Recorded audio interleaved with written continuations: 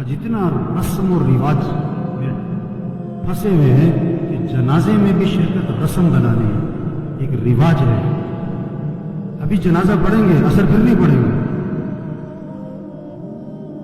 ابھی جنازہ پڑھیں گے، فجر میں پڑھے سو رہے ہوں گے.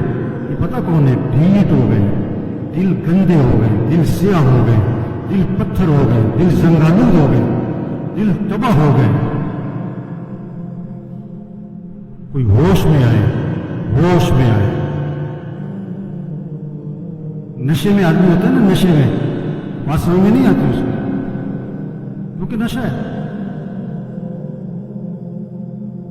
نشہ صرف شراب اور چرس کا نہیں ہے، یہ پیسہ بھی نشہ ہے، یہ جوانی بھی نشہ ہے، یہ کاروبار بھی نشہ ہے، یہ جہالت بھی نشہ ہے. آج لوگ نشے میں، جو اذان سن کے نماز پڑھنے نہیں جاتا یہ نشے میں، جو فجر میں نہیں اٹھتا نماز نہیں پڑھتا یہ نشے میں، یہ ٹن ہے. اور اگر ان باتوں کو سن کر اس کا نشہ نہ ٹوٹا تو موت کا فرشتہ اس کا نشہ توڑے گا پھر، اور اس کا فائدہ کوئی نہیں ہوگا. نماز نماز نماز 5 وقت، کوئی گنجائش نہیں نماز چھوڑنے کی. آپ بوڑھے ہو، بیمار ہو، نماز پڑھو. وضو نہیں کر سکتے، تیمم کرو، نماز پڑھنی ہے. کھڑے کے نہیں پڑھ سکتا بیٹھ کے پڑھ، نماز پڑھنی ہے. بیٹھ کے نہیں پڑھ سکتا لیٹ کے پڑھ، نماز پڑھنی ہے. یہ کون ہے؟ یہ جنازوں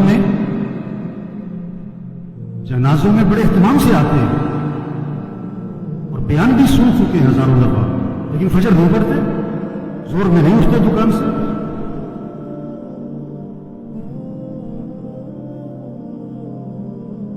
حضور اکرم صلی اللہ علیہ وسلم فرما رہے ہیں نماز میری آنکھوں کی ٹھنڈک ہے، اور نماز آپ کے لیے مصیبت بنی ہوئی ہے. آپ سے فجر میں اٹھنا مصیبت بنا ہوا ہے، آپ سے اذان سن کے دکان چھوڑنا مصیبت بنا ہوا ہے. اللہ کے نبی تو فرمایا نماز میری آنکھوں کی ٹھنڈک ہے.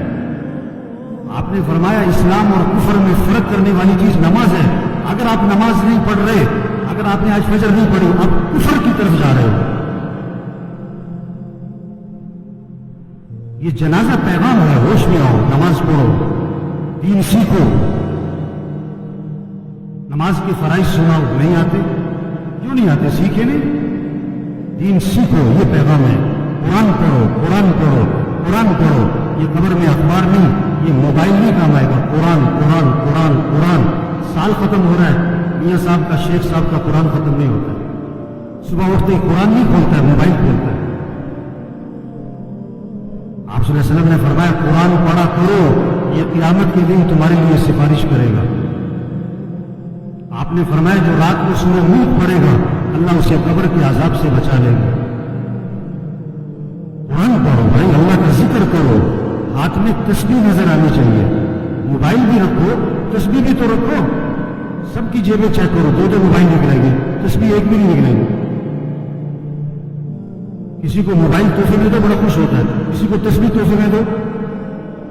حضور صلی اللہ علیہ وسلم فرما رہے ایمان کو تازہ کرتے رہا کرو، جیسے جسم کو تازہ کرتے ہو، کپڑے بدلتے ہو، گھر کی صفائی کرتے ہو، اپنے ایمان کو بھی تازہ کرو.